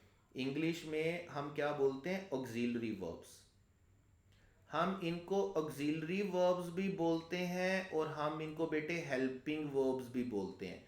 ये वो वर्ब्स होते हैं, ये वो वर्ब्स होते हैं जो कि हेल्प करते हैं सेंटेंस को मुकम्मल करने में। और सेंटेंस में किस बात को मुकम्मल करने में, सेंटेंस के टेंस को मुकम्मल करने में हेल्प करते हैं। इसलिए हम इन्हें ऑक्सिलरी वर्ब बोलते हैं, या क्या बोलते हैं, हेल्पिंग वर्ब बोलते हैं। अब एक्सिलरी या हेल्पिंग वर्ब को दो हिस्सों में डिवाइड किया जाता है, ठीक है, याद रखिएगा। दो हिस्सों में कैसे डिवाइड किया जाता है, एक को हम बोलते हैं ऑक्सिलरी, सिर्फ ऑक्सिलरी, और एक को हम बोलते हैं मॉडल एक्सिलरी, और एक को हम क्या बोलते हैं, मॉडल एक्सिलरी। हमारा लेक्चर शायद थोड़ा लेंथी हो गया है वर्ब के ऊपर, लेकिन चूंकि सबसे ज्यादा क्वेश्चन वर्ब्स के हैं, इसलिए मैं चाह रहा था कि आपको डिटेल के साथ वर्ब्स पढ़ाऊं। और ये हमारा नम्स 2024 का पोस्टमार्टम सीरीज का लेक्चर 1 है। हम सिर्फ वर्ब के क्वेश्चन को फटाफट से फिर डिस्कस करेंगे, क्योंकि बात हम सारी डिटेल के साथ कर रहे हैं। तो ऐसा होगा कि इसके बाद हम नाउन प्रोनाउंस को एक लेक्चर में देखेंगे, उसके बाद हम एडजेक्टिव को देखेंगे, प्रोनाउन को देखेंगे, एक में हम नाउन को देखेंगे, एक में प्रोनाउन एडजेक्टिव को देखेंगे, और एक में गालबन हम अपनी कंजंक्शन को और एडवर्ब को देखेंगे। तो 3-4 लेक्चर में हमारा फंक्शनल ग्रामर का पूरा पार्ट हो जाएगा। और मैं दोबारा बता रहा हूँ, फंक्शनल ग्रामर नम्स में तो आ गई, एमडी कैट में आज तक नहीं आई है। नम्स को ज़हन में रख के आपने एमडी कैट को डिस्टर्ब नहीं करना है, याद रखिएगा। और डिस्टर्ब नहीं करना है, अपने रिजल्ट पर असरअंदाज नहीं होने देना है। लेकिन हम ये एहतियातन कर रहे हैं आपके दिल के तसल्ली के लिए, दिल के सुकून के लिए, कि आपको ये सारी बात समझ में आ जाए। पेपर में आने नहीं वाला, लेकिन अगर खुदा ना ख्वास्ता कोई एक आधा क्वेश्चन आ जाता है तो आप उसको अच्छे से सोल्व कर सकें। चले बहरहाल आते हैं हम। अब हमारी काइंड है ऑक्सिलरी वर्ब। अब ऑक्सिलरी वर्ब को हम दो हिस्सों में डिवाइड कर लेते हैं। एक हमारे पास होता है ऑक्सिलरी और एक हमारे पास होता है मॉडल ऑक्सिलरी। देखें, ऑक्सिलरी वर्ब वो वर्ब्स होते हैं जो टेंसेस में यूज होते हैं। यानी कि आसान अल्फाज में मैं अगर आपसे कहूं कि वो हेल्पिंग वर्ब जो टेंसेस में यूज होते हैं ना, उन हेल्पिंग वर्ब को हम क्या बोलते हैं? Auxiliary verbs. जैसे हमारे पास कौन से वर्ब होते हैं? हमारे पास डू डज है, और डू डज के लिए हमारे पास क्या यूज होता है? डिड यूज होता है। इसी तरह हमारे पास हैज़ यूज होता है, हमारे पास हैव यूज होता है, हमारे पास हैड यूज होता है। इसी तरह हमारे पास इज यूज होता है, हमारे पास एम यूज होता है, और हमारे पास क्या यूज होता है? आर यूज होता है। तो जब भी ये टेंसेस के लिए यूज होंगे तो देन हम इन्हें क्या बोलेंगे? Auxiliary verbs. और जो मॉडल सेंटेंसेस के लिए यूज होते हैं, जो मॉडल सेंटेंसेस के लिए यूज होते हैं, मॉडल स्ट्रक्चर्स के लिए यूज होते हैं, ऐसे ऑक्सिलरी वर्ब को हम क्या बोलते हैं? Model auxiliary. जैसे आप वर्ब्स को अच्छे तरीके से जानते हैं, हम बड़ा पढ़कर भी आए हैं क्लास में। कैन होता है, हमारे पास कुड होता है, हमारे पास वुड होता है, हमारे पास शुड है, शुड का हमारे पास क्या है? सिनोनिम वर्ड है ऑट टू, जो कि आपको पेपर में दिया गया है। उसके बाद आपके पास मस्ट का वर्ड है, आपके पास मे का वर्ड है, आपके पास माइट का वर्ड है। उसके बाद आपने याद रखना है हैज हैव हैड को भी मॉडल ऑक्सिलरी के तौर पर यूज किया जाता है। वो बात आगे लंबी चली जाएगी। बहरहाल आपने याद रखना है कि टेंसेस के अलावा जो मॉडल सेंटेंसेस में इस्तेमाल करने के लिए वो हेल्पिंग वर्ब्स होते हैं, हम उनको क्या बोलते हैं? मॉडल ऑक्सिलरी बोलते हैं। वो हेल्पिंग वर्ब्स जो टेंसेस में यूज किए जाते हैं, हम उन्हें क्या बोलते हैं? ऑक्सिलरी। और जो मॉडल स्ट्रक्चर में यूज किए जाते हैं, हम उन्हें क्या बोलते हैं? Model auxiliary. टेंसेस में यूज किए जाने वाले वर्ब्स को भी आप अच्छे से जानते हैं, हेल्पिंग वर्ब्स को, और मॉडल ऑक्सिलरी में यूज किए जाने वाले भी वर्ब्स को आप अच्छे से जानते हैं, और हम बाज को तौर पर इनको डिस्कस भी करते रहते हैं। अब अगर देखें, अगर आप बात करें ना, तो हम कहते हैं हमारे पास था वर्ब, और वर्ब के बाद हमारे पास पहली दो काइंड्स थी जिनको हमने बोला रेगुलर वर्ब और इररेगुलर वर्ब। मैं यहाँ पर इसलिए लिख रहा हूँ कि सारी बात इकट्ठी हो जाएगी। उसके बाद हमारे पास रेगुलर और इररेगुलर के बाद हमारे पास कौन सा था? हमने बोला ट्रांजिटिव, और ट्रांजिटिव के साथ हमने क्या बोला? हमारे पास सेकंड इसके साथ कौन सा था जी? इंट्रांजिटिव। उसके बाद हमारे पास क्या था? फाइनेट, और फाइनेट के साथ डेफिनेटली हमारे पास क्या था? Non finite. अब फाइनेट नॉन फाइनेट के बाद हमारे पास क्या था? लिंकिंग वर्ब, और लिंकिंग वर्ब के बाद आखिर में हमारे पास क्या था? ऑक्सिलरी वर्ब और मॉडल ऑक्सिलरी वर्ब्स। अब अगर आप सेंटेंस पर वापस आएंगे, the plane ought to be taking off in a minute, the underline is। अब अंडरलाइन वर्ब क्या लिखा हुआ है? ought to। अब ought to वर्ब जो है वो डेफिनेटली हमारे पास, जो ought to वर्ब है हमारे पास, अच्छा, अब यहाँ पर कंफ्यूजन ये क्रिएट होती है। जैसे मैं आपको कह रहा था कि नम्स में इस तरह होता है कि नम्स का जो पेपर बना है वो स्टैंडर्ड का इस तरह नहीं है, क्योंकि बातों को, ऑप्शन को घुमाया फिराया गया, ऑप्शन उस तरह क्लियर नहीं है। पर हम उस बहस में नहीं जाते, वो बड़ी लंबी चौड़ी बहस चली जाएगी। लिंकिंग वर्ब ये है नहीं, फाइनेट वर्ब आप इसको नहीं कह सकते हैं, हालांकि ये फाइनेट वर्ब हो भी सकता है भी finite verb. Modal auxiliary verb भी है, फाइनेट वर्ब भी है, क्योंकि मॉडल ऑक्सिलरी होना और फाइनेट वर्ब होना ये दो डिफरेंट बातें हैं। लेकिन मेरे मुताबिक जो ज़्यादा स्ट्रॉन्ग आंसर होगा इसका वो डेफिनेटली और टू को, चूंकि हम मॉडल ऑक्सिलरी में पढ़ते हैं इसलिए और टू हमारे पास क्या होगा? Model auxiliary. तो अभी आपने ये सारी वर्ब की बात को जेन में रखना है, सारे फंक्शनल टर्म्स को अपने जेन में रखना है। उसके बाद है 137, during the heavy rain the sky grew dark. अभी ये वही बात है जो भी मैं आपके साथ कर रहा था कि जब आप देखना चाहें, देखें अब हमने ये देखना है कि यार एक एक ऑप्शन करके देखते हैं। फर्ज करें नॉन फाइनेट, तो ये नॉन फाइनेट तो नहीं है, ये फाइनेट है, क्योंकि अगर मैं इसको प्रेजेंट में लेकर के जाना चाहूँ तो मैं ग्रू को किस में ले जाऊंगा, ग्रो में ले जाऊंगा, ग्रोज में ले जाऊंगा, तो मैं पास्ट को किस में बना दूंगा, प्रेजेंट में बना दूंगा। इसका मतलब इसके ऊपर टेंस डिपेंड करता है, तो ये नॉन फाइनेट नहीं वर्ब हो सकता। ये कौन सा वर्ब होगा, ये फाइनेट वर्ब होगा। इसका मतलब हमारा अल्फा ऑप्शन गलत हुआ। ट्रांजिटिव का मतलब है कि इसके लिए हमारे पास क्या होना चाहिए, ऑब्जेक्ट होना चाहिए। अब द स्काई ग्रू डार्क, आगे हमारे पास एडजेक्टिव तो मौजूद है लेकिन कोई ऑब्जेक्ट मौजूद नहीं है। इसका मतलब ये ट्रांजिटिव भी नहीं हो सकता, और जब ट्रांजिटिव नहीं हो सकता तो डाई ट्रांजिटिव तो हो ही नहीं सकता, क्योंकि डाई ट्रांजिटिव तो ट्रांजिटिव की सब कैटेगरी है जिसमें हमारे पास दो ऑब्जेक्ट्स होते हैं, और उन दो ऑब्जेक्ट में से एक ऑब्जेक्ट हमारे पास क्या होता है, एक ऑब्जेक्ट हमारे पास डायरेक्ट ऑब्जेक्ट होता है और एक हमारे पास क्या होता है, इनडायरेक्ट ऑब्जेक्ट होता है। ठीक है, अब ये है लिंकिंग वर्ब। अब लिंकिंग वर्ब के लिए मैंने आपको क्या बताया कि आपको क्या करना है, आप इसको इज एम आर के साथ रिप्लेस कर लें। अगर ये इज एम आर के साथ अग्री करेगा, आपका सेंटेंस स्टैंड करेगा, तो इसका मतलब ये लिंकिंग वर्ब है। जैसे आपके पास सेंटेंस है द स्काई ग्रू डार्क, आप इस ग्रू को रिप्लेस कर लें किसके साथ, इज के साथ। अगर प्रेजेंट में करना है, पास्ट में करना है तो वाज के साथ कर लें। द स्काई वाज डार्क या द स्काई इज डार्क, दोनों सूरतों में सेंटेंस स्टैंड करता है। हम इसको सब्स्टिट्यूट बी फॉर्म के साथ कर सकते हैं। यहां पर ये सब्जेक्ट को लिंक कर रहा है किसके साथ, एडजेक्टिव के साथ। जैसा कि हमने उसकी डेफिनेशन में पढ़ा कि लिंकिंग वर्ब का काम ही क्या होता है, सब्जेक्ट को कनेक्ट करना, लिंक करना दूसरे नाउन के साथ, प्रोनाउन के साथ या एडजेक्टिव के साथ। तो यहां पर हमारा करेक्ट ऑप्शन 137 में बेटे कौन सा होगा, लिंकिंग वर्ब। ग्रू यहां पर लिंकिंग वर्ब है, और लिंकिंग वर्ब की जो बाकी वर्ड्स भी हैं वो भी मैंने आपको लिखवाए, इनको अच्छे तरीके से याद कर लीजिएगा। उसके बाद है 138, हिज करेज ब्रॉट हिम ऑनर। ठीक है, हिज करेज ब्रॉट हिम ऑनर। अब हमारे पास कितने ऑब्जेक्ट्स हैं, हमारे पास ऑब्जेक्ट्स हैं बेटे दो। ठीक है, अब पहली बात तो यह है कि हम ये देखें कि यार ये लिंकिंग वर्ब है या नहीं है। तो लिंकिंग वर्ब देखने के लिए फर्ज करें अगर मैं इसको वाज या इज के साथ रिप्लेस करता हूं तो सेंटेंस बनेगा his courage is him honour या his courage was him honour. तो आप देख सकेंगे कि सेंटेंस स्टैंड नहीं करता। इसका मतलब लिंकिंग वर्ब तो ये कभी भी नहीं हो सकता। अब ब्रॉट हिम ऑनर ऑब्जेक्ट हमारे पास मौजूद है, तो इसका मतलब इंट्रांजिटिव भी नहीं हो सकता, क्योंकि इंट्रांजिटिव होने के लिए हमारे पास कंडीशन क्या है कि सेंटेंस में क्या नहीं होना चाहिए, सेंटेंस में ऑब्जेक्ट नहीं होना चाहिए। अब फिर हम यहां पर देखेंगे कि ये डायरेक्ट ट्रांजिटिव है या कॉम्प्लेक्स ट्रांजिटिव है। तो फिर वही बात है, आपने तीन काइंड्स जो हैं वो याद रखनी है। या तो आपके पास कोई भी ट्रांजिटिव मोनो ट्रांजिटिव होगा, या आपके पास डाई ट्रांजिटिव होगा, या आपके पास कॉम्प्लेक्स ट्रांजिटिव होगा। ठीक है, मोनो ट्रांजिटिव आपके पास क्या है, जिसमें एक ऑब्जेक्ट होगा, डायरेक्ट ऑब्जेक्ट होगा वो।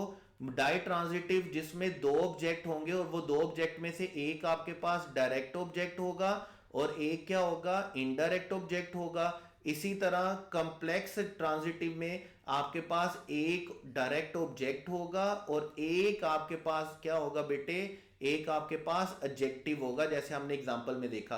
तो ये तीन तरह का ट्रांजिटिव आपके पास एग्जिस्ट करेगा। अब यहां पर अगर आप देखेंगे कॉम्प्लेक्स ट्रांजिटिव, तो हिम के साथ एडजेक्टिव होना चाहिए था कॉम्प्लेक्स ट्रांजिटिव के लिए, लेकिन ऑनर भी क्या है, नाउन है। अब he is courage brought him honour, अगर उसके पास ऑनर थी तो उसके पास आई। इसका मतलब ब्रॉट पहले किस पे आया, ऑनर पे, और बाद में किस पे आया, हिम पे। इसका मतलब ऑनर कौन सा ऑब्जेक्ट होगा, हमारा डायरेक्ट ऑब्जेक्ट, और हिम कौन सा ऑब्जेक्ट होगा, इनडायरेक्ट ऑब्जेक्ट। और चूंकि हमारे पास डायरेक्ट और इनडायरेक्ट ऑब्जेक्ट मौजूद हैं तो ये कॉम्प्लेक्स ट्रांजिटिव नहीं होगा। अगेन वही बात, कॉम्प्लेक्स ट्रांजिटिव के लिए एक ऑब्जेक्ट का होना जरूरी है और एक एडजेक्टिव का होना जरूरी है। करेक्ट ऑप्शन बेटे हमारे पास यहाँ पे कौन सा होगा, बीटा, डाई ट्रांजिटिव। ठीक है, ये सारी बात को याद रखना है, भूलना नहीं है। उसके बाद देखें हमारे पास चलेगा नेक्स्ट क्वेश्चन, और नेक्स्ट क्वेश्चन में फिर वही बात है कि आज हमारा राइटिंग पैड हमें हमारे साथ शरारतें कर रहा है। उसके बाद देखें, the teacher assigned the student an assignment. अब टीचर ने क्या किया है, असाइन किया है असाइनमेंट किसको, स्टूडेंट्स को। अब दो ऑब्जेक्ट मौजूद हैं, स्टूडेंट्स भी मौजूद है, असाइनमेंट भी मौजूद है। अब स्टूडेंट्स भी हैं, असाइनमेंट भी है। अब असाइनमेंट टीचर के पास थी तो स्टूडेंट के पास गई, इसका मतलब असाइन पहले क्या हुई असाइनमेंट, और असाइनमेंट के बाद किधर गई स्टूडेंट को। तो हमारे पास दो ऑब्जेक्ट मौजूद है, डायरेक्ट ऑब्जेक्ट है और इनडायरेक्ट ऑब्जेक्ट है। तो मोनो ट्रांजिटिव के लिए तो एक ऑब्जेक्ट का होना जरूरी होता है, एक डायरेक्ट ऑब्जेक्ट का होना जरूरी होता है, लेकिन यहां पर हमारे पास क्या है, दो ऑब्जेक्ट हैं, इसका मतलब मोनो ट्रांजिटिव तो नहीं हो सकता। उसके बाद कम्प्लेक्स ट्रांजिटिव के लिए अगेन वही बात, एक आपके पास डायरेक्ट ऑब्जेक्ट का होना जरूरी है और डायरेक्ट ऑब्जेक्ट के साथ साथ किसका होना जरूरी है, एडजेक्टिव का होना जरूरी है। इसका मतलब आपका कम्प्लेक्स ट्रांजिटिव भी नहीं हो सकता। और इन ट्रांजिटिव तो तब होता है सेंटेंस में जब आपके पास कोई भी ऑब्जेक्ट नहीं दिया गया होता। इसका मतलब हमारा डेल्टा ऑप्शन भी करेक्ट नहीं है, चूंकि दो ऑब्जेक्ट दिए हुए हैं, एक ऑब्जेक्ट हमारे पास स्टूडेंट्स हैं और एक असाइनमेंट है। इसका मतलब हमारा करेक्ट ऑप्शन बेटे कौन सा होगा, डाई ट्रांजिटिव होगा। तो एक्चुअल में आपका जो पेपर है उसमें जो दो तीन क्वेश्चन वर्ब्स में से बने हैं फंक्शनल ग्रामर के, उसमें पेपर बनाने वाले को पता नहीं ऑब्सेशन है, ऑब्सेशन थी कोई वर्ब के साथ, और खासतौर पे ट्रांजिटिव वर्ब और सब कैटेगरी, या वो पता नहीं बच्चों को का इम्तिहान लेना चाह रहा था बड़ा सख्ती के साथ, किसी अच्छे मूड में बैठा हुआ होगा, तो उसने दो तीन question transitive, monotransitive, ditransitive या कम्प्लेक्स ट्रांजिटिव से बना दिए। बहरहाल यहाँ पर आपके पास करेक्ट ऑप्शन बेटे कौन सा होगा, बीटा। उसके बाद हमारे पास नेक्स्ट क्वेश्चन है 140। अब नेक्स्ट क्वेश्चन जो 140 है ना, उसमें अगर आप ऑप्शन देखेंगे तो है कंपैरेटिव, पॉजिटिव, न्यूमरल या डिस्ट्रीब्यूटिव। अब यहां से आगे बात एडजेक्टिव और प्रोनाउन की स्टार्ट हो गई है। तो हम क्या कर रहे हैं, हमारा लेक्चर ऑलरेडी बड़ा लॉन्ग हो चुका है, गालबन आपको 1.25 स्पीड पे सुनना पड़ेगा या 1.5 की स्पीड पे सुनना पड़ेगा, क्योंकि फंक्शनल ग्रामर को हजम करना, सुनना, और ख़ास तौर पर सारजीम के अल्फाज में मुंह से सुनना थोड़ा सा बोरिंग हो जाता है। तो आपको जल्दी जल्दी से ये लेक्चर सुनना होगा, इसलिए हम अपनी बात यहाँ पर ख़त्म कर रहे हैं। नम्स 2024 का पोस्टमार्टम हमारा पहला लेक्चर था ये। इसमें हमने वर्ब की सारी काइंड्स को देखा, वर्ब के फंक्शनल पार्ट को देखा, और वर्ब के फंक्शनल पार्ट के आने वाले जो क्वेश्चन आए हैं आपके पेपर में उनको देखा। 136 में मेरे मुताबिक और टू आपका मॉडल एक्सिलरी होगा। उसके बाद 137 में आपका ग्रो लिंकिंग वर्ब होगा। 138 में आपका ब्रॉड डाई ट्रांजिटिव होगा, और 139 में आपका असाइन क्या होगा, डाई ट्रांजिटिव अगेन होगा। तो यहाँ पर हम अपनी डिस्कशन को रोक रहे हैं। इंशाल्लाह ताला नम्स 2024 का पोस्टमार्टम सेकंड लेक्चर कल इंशाल्लाह ताला ज़रूर अपलोड किया जाएगा। और ये जो 4-5 लेक्चर होंगे ये बड़े ज़रूरी हैं फंक्शनल पार्ट के, आपके अपने दिल की तसल्ली और सुकून के लिए। आपने इनको बड़े अच्छे तरीके से नोट करना है, समझना है, पढ़ना है, सुनना है। अदरवाइज जहन में इस बात को बिठा लें कि इंशाल्लाह ताला नर्म्स का मिजाज कुछ हो रहा है, एमडी कैट का मिजाज कुछ हो रहा है। नर्म्स के पेपर को जहन में बिल्कुल भी नहीं रखना है। एमडी कैट का पेपर इंशाल्लाह ताला वैसा ही होगा जैसा एमडी कैट का पेपर हुआ करता है। तो आपने बिल्कुल भी नर्म्स के पेपर को जहन में नहीं रखना है, निकाल देना है। फिर भी आपके दिल की, दिमाग की तसल्ली और सुकून के लिए हम सारी फंक्शनल ग्रामर को, जिस तरह आज हमने वर्ब को गो थ्रू किया, इसी तरह हम नाउन्स को, उसके बाद प्रोनाउंस को, एडजेक्टिव को, कंजंक्शन को, एडवर्ब को, फंक्शनल पार्ट को हम गो थ्रू करेंगे इंशाल्लाह ताला। तो नर्म्स 2024 का पोस्टमार्टम, इसके साथ जुड़े रहिएगा। 3-4 लेक्चर हैं, और आखिर में मैं अभी मेरे दिल में शरारत आ रही, दिमाग में शरारत आ रही कि मैं आपसे कहूँ कि बेटे हमारे चैनल को भी लाइक, कमेंट और शेयर ज़रूर कीजिएगा, ठीक है। और कमेंट करके बताया करें कि आपको लेक्चर कैसा लगा। और कोई भी किसी तरह का बेटा और बेटी को प्रॉब्लम हो तो बेटे याद रखना है, Sarjeem is always here for you. आप रब्ता कर सकते हैं मेरे व्हाट्सएप पे डायरेक्टली, ठीक है। तो wish you all the best, wish you all the best, wish you all the best. अल्लाह ताला आपको ढेर सारी कामयाबियाँ दे, ढेर सारी खुशियाँ दे। घबराना नहीं है, घबराना नहीं है। एमडी कैट बिल्कुल नम से डिफरेंट होगा इंशाल्लाह ताला। Wish you all the best. अल्लाह हाफिज़ बेटे।